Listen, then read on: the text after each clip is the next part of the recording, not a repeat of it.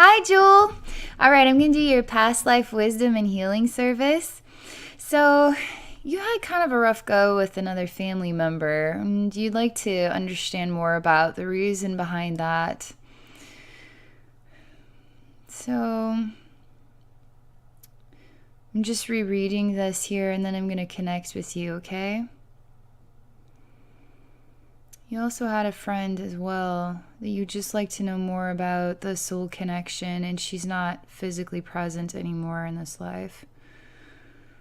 You want to understand which past lives are affecting you the most and how to get unstuck. And it really keeps stemming back to this family relationship that's just been really hard on you. Okay, I'm going to relax and then I'm going to connect with you, okay? Instantly, I hear sounds of music. And it's not, there's a piano keys playing, but it's not a natural piano sound, but there's also harp sounds as well.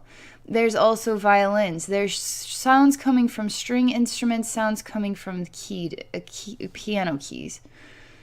Instantly. And there's light shining in from a window.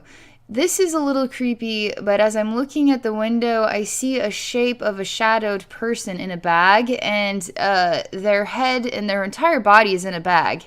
And they're hanging from a noose, basically.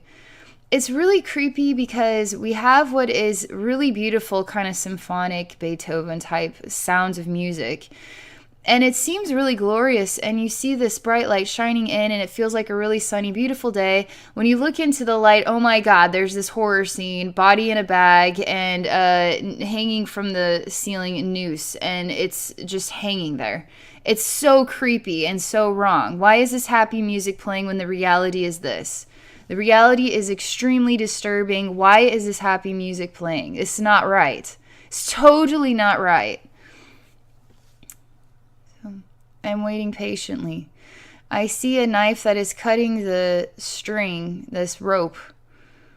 And now this bat, I mean, it's a full-size body in here. I can feel how heavy it is. And there's a sound of it kind of, you cut it off. I mean, it's a gorgeous, beautiful, massive house. And everything is clean and tidy and beautiful music. And, oh, there's just a body hanging here. And I'll just cut that down so we can clean up the mess now and then go back to happy music. It's really kind of creepy. And so as that knife cuts this rope, it's like the weight of a body, and I can't exactly hold it, so it just goes crumpled to the ground, and I can hear the sound of it. Just taking out the garbage is the way it feels. Literally holding on to the bag itself and then dragging it out of the house. We don't care what is inside. There's even when I hear we don't care what is inside, there's literally kicking of the body in the bag. This is how much we care about this person. I mean, the kicking sensation and the joy of kicking this person when they're already dead, even, and they're so happy to do it. It feels like a real fun experience. Really fun. It's really exciting. It feels good, but it also feels so natural. And it's just so creepy. It's like an American Psycho moment, you know? It's like super guy, super great guy, actually kind of creepy.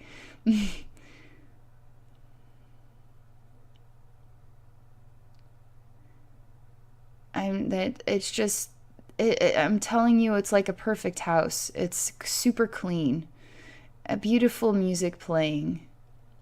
It even this sort of disgusting and sick and twisted death scene, it just brings out more of the joy and the harmony and the balance and the happy feelings. And I'm telling you, it's not a piano. I don't know what creates that sound, but it's a version of, like, maybe it's an organ, or it's got kind of a Transylvania kind of sound to it. I don't know, but it also sounds really pretty as well.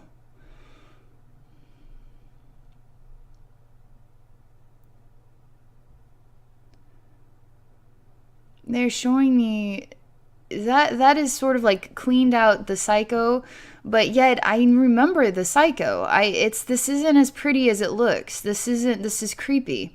But we see a man who is in a, I mean, he's in a, basically at a piano, and he is the piano man, and he is really into the sounds of everything that he's creating with his hands, really into it, really moving his body, touching all the keys, and so perfect in how he is displaying his presence. He's older. This is him, this is me, just constantly into the sound of the music. And it just feels like so much more energy, so much more life, so much more inspiration. I mean, the way life feels in balance is really shocking to me. It's like you could go murder somebody and then just snap into the most dynamic, elegant, extraordinary facade. And you don't have any emotional relationship with how disturbing that was, that you just did that. Nothing at all. No clicks at all. That's really wrong. There is a shift here. It's pretty awful. It's a really gross feeling in my stomach. I'm instantly exhausted. I'm just absolutely, all the energy streaming out of my body to play the piano and to experience all that profound blasting source of super energy. It's like, oh my gosh, if I stand up, I'm just going to collapse. I'm just going to pass out. Complete exhaustion, severe exhaustion, instant exhaustion. Nothing left in this body. Can't move. Completely done, exhausted. I mean, I feel like I just, like, snap the fingers, I just crumple to the ground, snore. That is severe exhaustion. We don't know why it is happening. I'm still feeling this insane exhaustion feeling. Insanely just wanting me to go to sleep bad. It's a real extreme of emotions. Everything is quieting. I'm allowing myself to relax and go into the sleep moment. And it's hard even for me to sit up because it is so strong, so heavy. I can't think about anything, and it's like my brain will just instantly turn off. You need to know this. They're telling me this is really important. They're showing me a wind-up doll. We're winding it, and winding it. Doll is going full strength, but then the winder gets to the end, and bam, doll it has no more juice. It's done. They're showing me you waking up from a sleep, and it's dark still. You're sitting up. You're drinking some water. It's dark still. There's some odd vibration of energy that you have, but I can't place it exactly. It's almost like you woke up and you're fine. You're just instantly, I'm awake now. I'm good to go. I'll just wake up now. I don't care what time it is. I just live by the way that my body influences me to either be asleep or awake. And I don't ask questions about it. I mean, you're instantly awake and you are ready to go. Like you're already in the moment of I woke up, bam. It's like ready to go. I'm ready to do things. I'm ready to get up and do stuff. Thing is you're not getting up, getting dressed. You're just laying down still, but it's like you're looking through baseball cards or something. It's like, look. Things are going on. I'm awake now. It's just, there's something you're flipping through cards or something. You found what you're looking for. It's like recipe cards, but it's not recipe cards and it's not baseball cards. I'm not sure what it is. It's just cards in a box. Maybe it's photos. You're looking at this one. I see a star shines. Instantly star shines, but you don't notice the star shines. You just look at the picture. I mean, nothing, instantly nothing else. Just focused on the photo. I mean, instant shifts. I'm awake. I'm going to do all this stuff. Instant photo. I see you. It just instantly things are happening. There's no hesitation at all. There's no second thought. This photo really, you're just looking at it and you're looking at it for a long time, and its meaning to you is a great deal.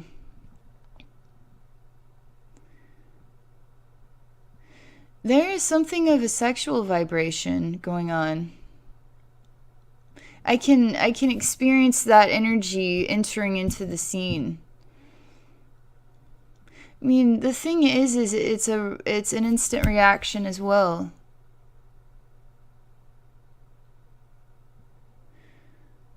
I'm just waiting. I'm allowing this to continue to process, and I'll tell you what I see next.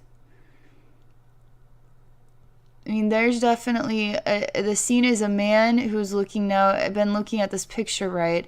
I see a flash of light, but he isn't paying attention to that. He's just looking at the photo and his body is reacting to it. And then he's also getting sexually aroused. And there's nothing dirty about this at all. It's just an instinctive response. And it's very natural. And there's nothing wrong. I'm not feeling anything wrong with this at all.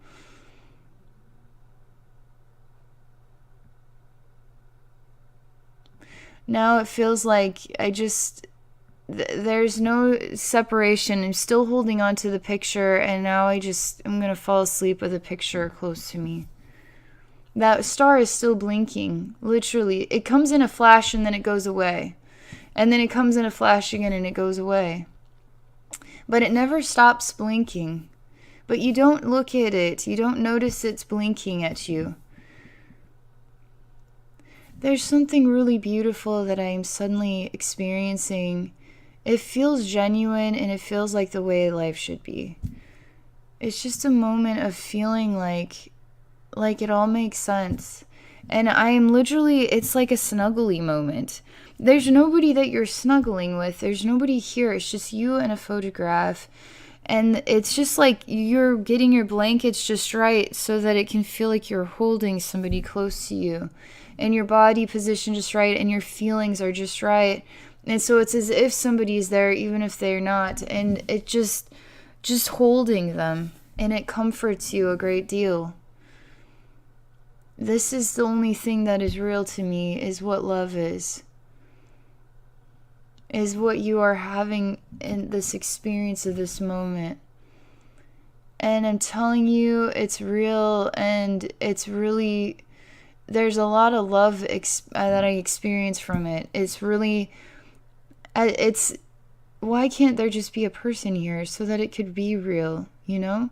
The only thing that isn't making this real is the fact that there isn't a person here, because everything else feels as though love is being shared with another human being, but that human being is not there.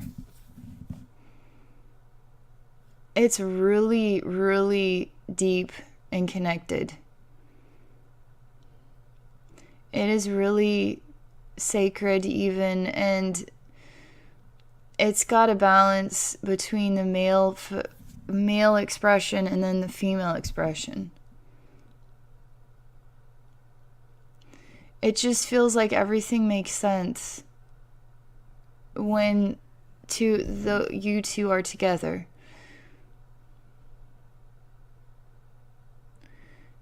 Nothing else is in the mind, nothing else is in the heart. Just this experience creates healing for you. As you fall asleep, so too is the blinking star also sort of fading in the background. The sun comes up quickly and you're awake now. You acknowledge that the sun is up now, and so you too are up now with the sun. I even hear a rooster doing cock-a-doodle-doo in the background. It's really like, okay, time to get up now. This time you're not as full of sparkle. I mean, you're you're kind of normal, but you're getting up and you're, next thing. It's still amazing how quickly you just snap to. Like, most of us lay in bed for a while. No, I'm not getting out of bed. It's really cool, though. I mean, it's just instant, ready for the next thing. I like it. They're showing me a milkman is always on time as well. Like, there's something about, like, there's some saying about a milkman. But they're showing me a milkman. The sun comes up, the rooster crows. Milkman has already been to your door, and milk is already outside. It's like old-fashioned. And he wears white. The milkman is really clean and tidy and wears white. Milk, too, is white. Everything is as is expected. It feels really good to have things, the timing to be, I mean, there's something about what do we expect and then to be there. I mean, the milkman has been there. We're going to expect that the milkman has been there. Just like the newspaper. The newspaper will be there. There's something in the way of a routine and expected timing and the expectations of things happening when they are meant to happen. And it happens every day like clockwork and never changes. The sun will always come up. I will expect the sun to always come up. The rooster will always crow. The milkman will always be there. They're showing me this body bag again. They're showing me this time, I mean, the person was being hung and then beaten while they're hanging with a baseball bat.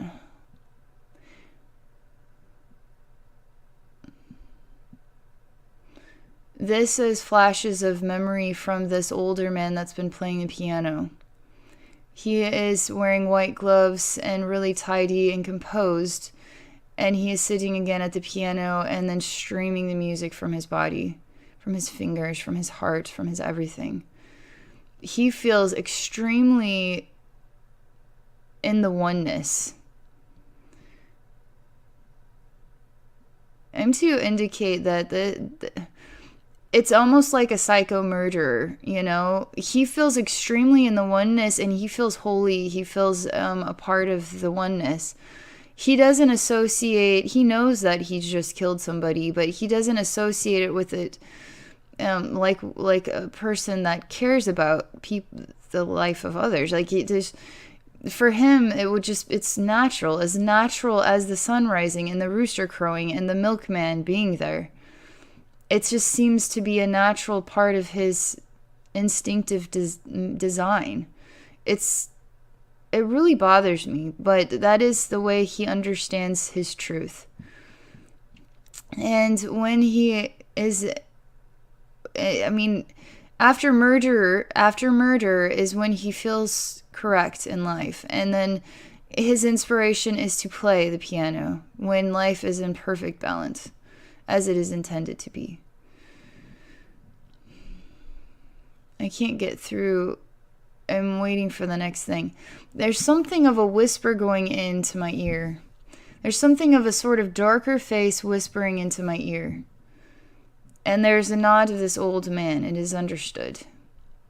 As he hears this spiritual wisdom, I'm telling you, he's a spiritual person.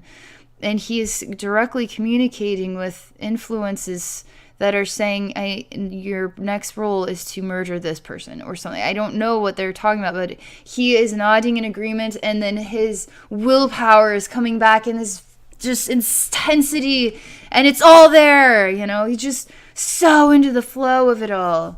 He feels everything, and it's like pure nirvana. He has been called again. He has been called to do his next deed. And he handles it as though it is as his role is just like making dinner or something.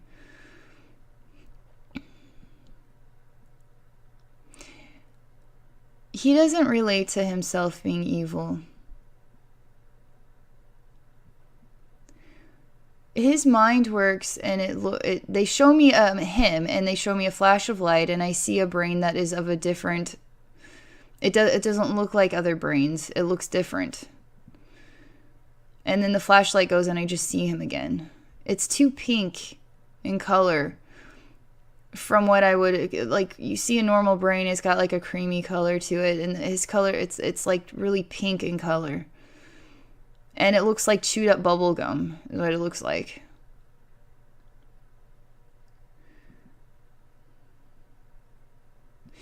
He has a weird side where sometimes he feels the need to have a ferocious temper tantrum. Literally, where he would express himself so elegantly and just perfectly on the piano. He has a snap moment where sometimes he just needs to just take what is like a candlestick and start bashing his very expensive belongings and just breaking everything until he is completely out of breath.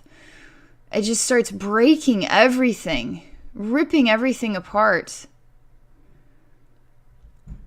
And now again, he's like coming to a state of exhaustion, and that his compartments of decision making are very different.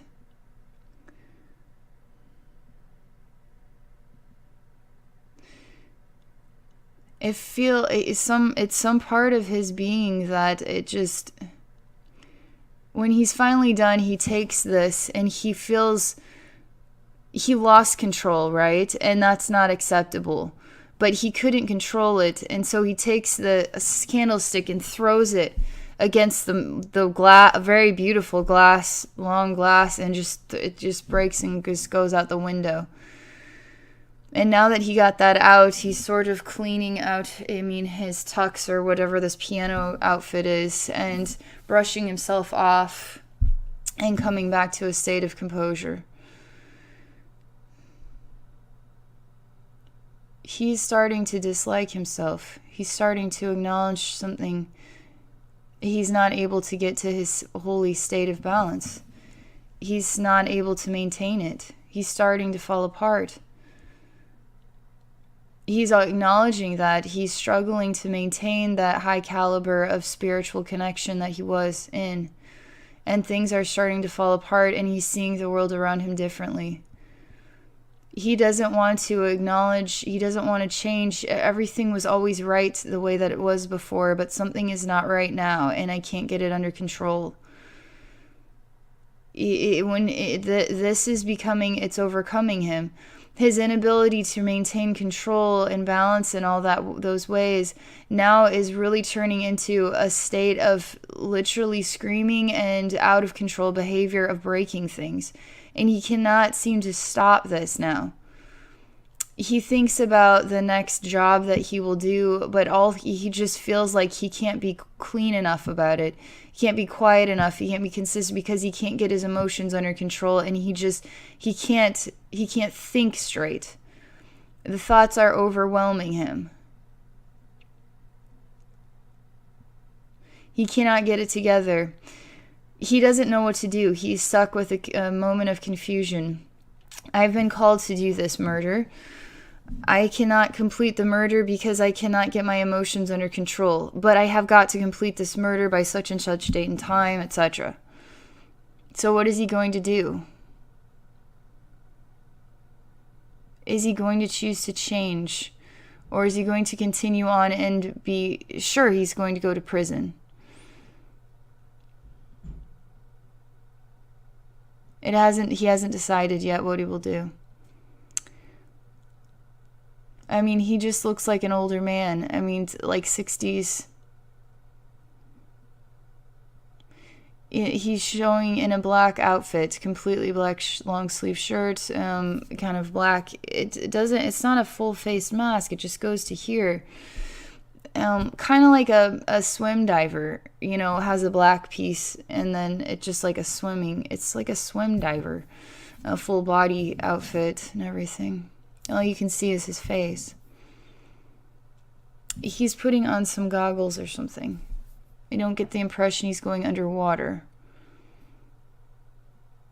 He still has that weird twinge that he just needs to break something, but he won't do it. it's getting extremely loud for him, and for him to control his need to have these outbursts is extremely hard to contain.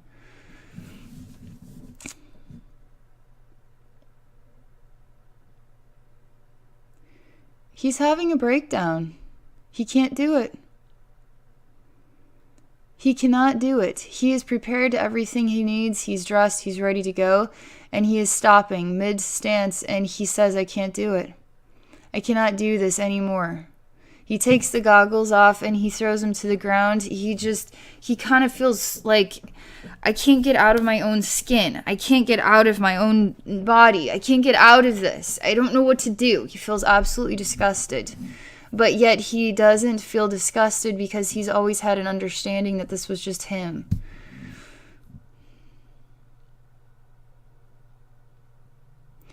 It is much harder for him to transform out of this than it was for him to continue to follow suit with the behavior. You need to know that this version of your reflection was able to transform out of this.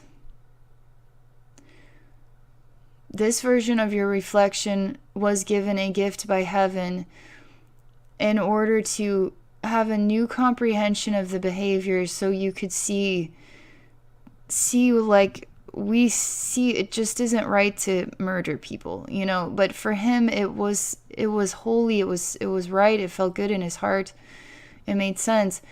But heaven bestowed upon him a shift of his identity so he could see. It was very hard for him because his balance was exceptional. And when he fell out of balance, it would be impossible to reach that moment, because he was also choosing a new pathway where he would not kill people anymore. They keep emphasizing that this is you from some other lifetime. That you did murder people in other lifetimes, and you did it as though it was like a hobby. Now, when things are being done to you that do not make you feel good, you can understand that you too have been not good, I guess. They need you to contemplate this wisdom in order to have a new understanding of acceptance with the unacceptable behaviors of others. The extreme unacceptable behaviors of others, they're saying. You need to have this wisdom so that you could find a means within your heart to accept the extremely unacceptable behaviors of others. Very extremely unacceptable. Because at one time your soul too behaved in a way that you would find to be so unacceptable, and you would just not be that way. You just wouldn't. That's what they're saying. They're saying right now that it's a huge avalanche of love that is being bestowed upon your soul. And they're saying you are so loved. You are so loved. We loved you even at that time when your soul was hurting other people. We loved you even then, and we loved you so much that we helped create a momentum of shift and change so you could do things differently. This too will be bestowed upon the other that has caused you a lot of pain. That they too will be able to see their own shortcomings or misdeeds or problems.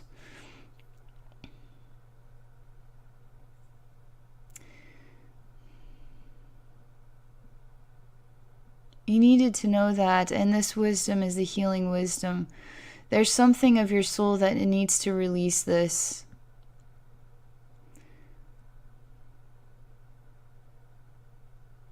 Because you need to forgive yourself. I'm actually in that space with him because I'm telling you, he fell apart and it was very hard for him. Because where he came from was like nirvana, was like a holy place, was like something that only Buddhist monks could achieve. I mean, he was in the zone of it, and for him it was right. It was correct. The behavior was correct. until he couldn't sustain the balance anymore, and then he fell, and when he fell, it was a massacre of his mental and emotional balance. And it was the only way necessary for him to experience a new pathway of love. So I'm going to him, and we're having an interaction. Obviously, this man did extremely disturbing things. But he too acknowledges that it has to change because he feels the necessity of change now. He feels the difference. I'm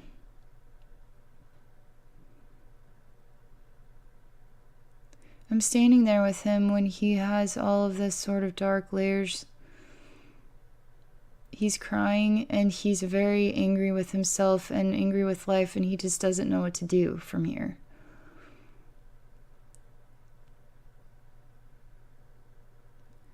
He's a wreck.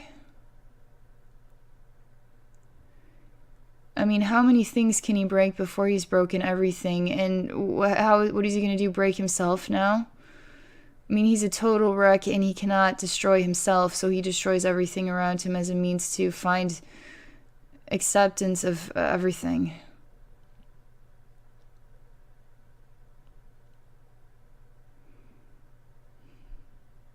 He's screaming. His soul even is screaming.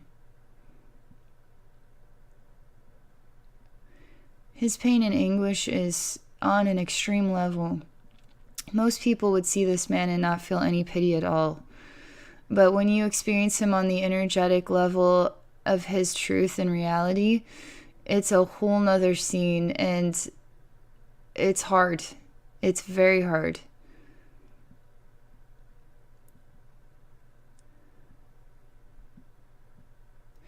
He thinks about being the bag in the bag and hanging himself as a means to shut out the life, just extinguish his own life. Maybe it is him that he will murder himself this time.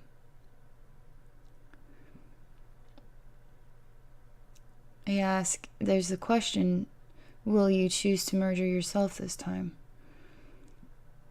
And I tell him, please do not. Because no matter how bad and how alone you feel right now, there's an importance and value in you hanging in there and finding a way to accept. You have to find a new way to dance through life. You have got to find a new way to dance through life. You can, because you're going to choose to not murder people anymore. And that is your new dance. I'm still helping him to find acceptance in his heart. I'm still helping him.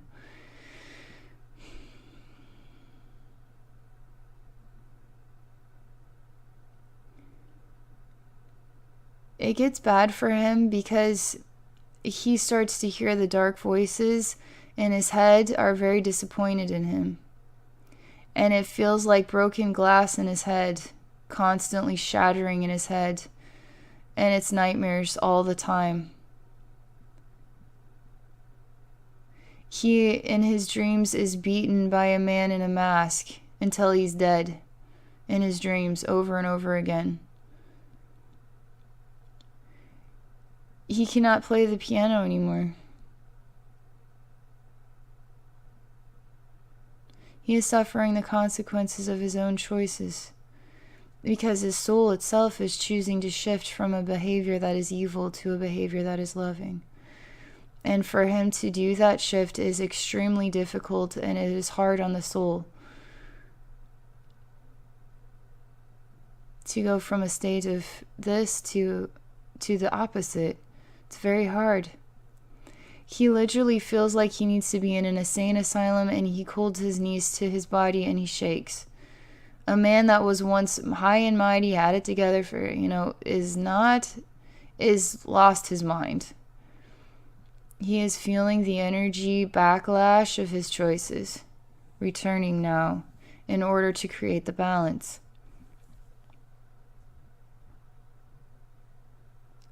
He really begs for the end of his life. He can't stand the dreams and the nightmares. He can't stand himself being in his own body is just disgusting to him. He can't stand the voices in his head.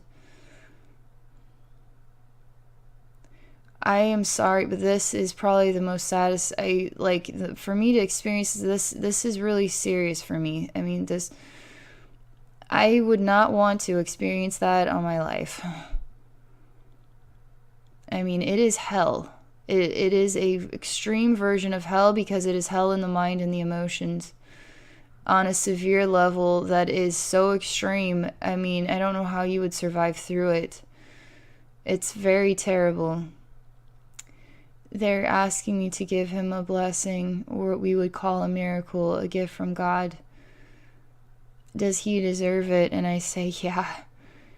I mean, I know it sounds really psychotic, the behavior, and maybe he's getting what he asked for, but it's his psychology. This was normal for him. This made sense for him. He is in a severe state of anguish. Heaven now is bestowing upon his mind a gift of light, and it is bestowing it upon his heart. There's tears that are cried from heaven because they know his anguish. The soul is transitioning from a choice of being demonic to a choice of being heavenly and angelic. And it is terrible to endure the transition. It is very terrible, but it is coming for him that he may ascend beyond it, to heal and find comfort. They're helping to quiet that glass noise from dark energies in his head. They're helping him to have a good night's sleep where he doesn't have a single dream at all. He notices that today it feels different. It's kind of like being addicted to drugs, and then you have a psycho experience when you choose to give up that, where the body just freaks out and it's so hard.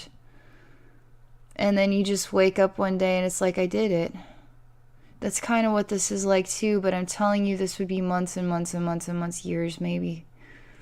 I know I'm over on time, but this is important to just clean this up as best as I can.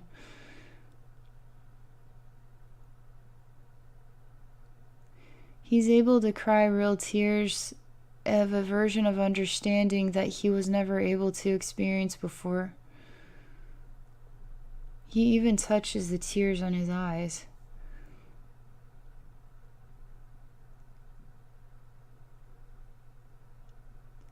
He actually, instead of committing suicide to end the chaos, he just feels like he's just ready to leave his body or leave the lifetime.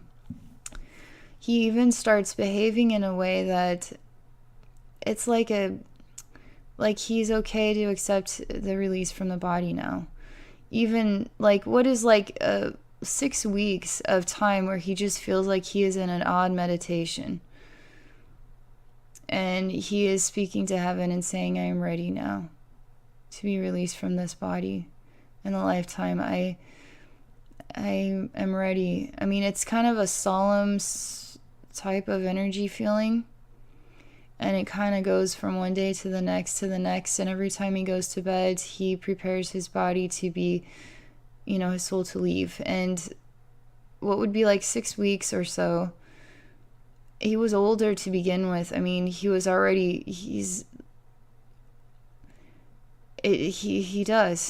just leaves the body by choice.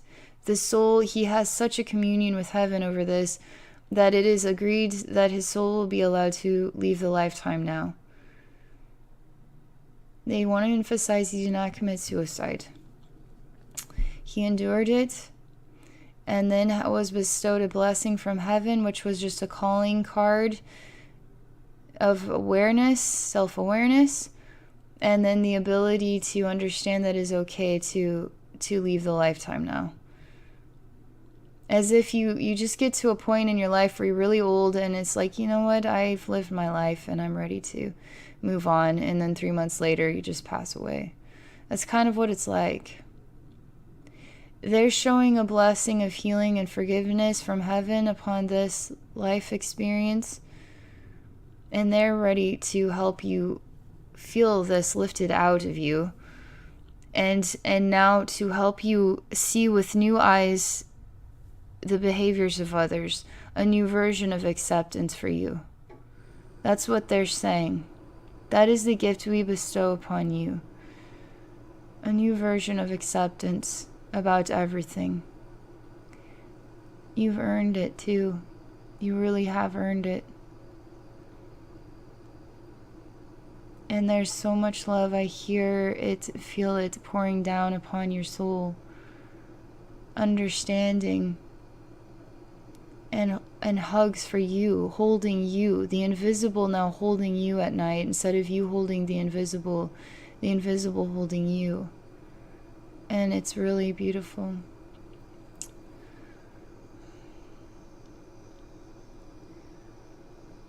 Okay, that is what I meant to share with you. So that was really intense and very memorable. Just disconnecting from your spiritual atmosphere, that's a true gift of wisdom for us all. So thank you for that.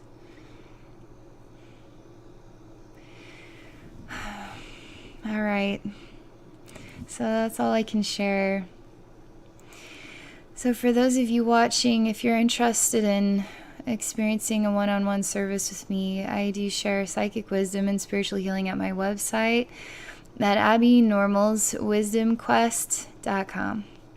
Thank you for watching.